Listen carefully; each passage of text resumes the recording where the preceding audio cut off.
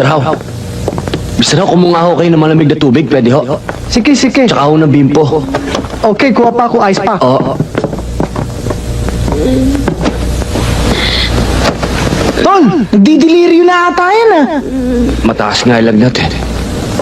May gamot ka ba dyan? Paracetamol? Wala eh, ako nga hindi tinatabla ng sakit eh.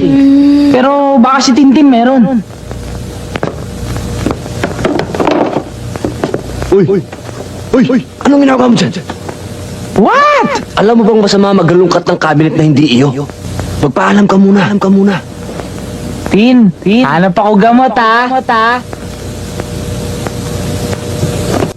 Ang tigas ng tayo mo eh. Para kang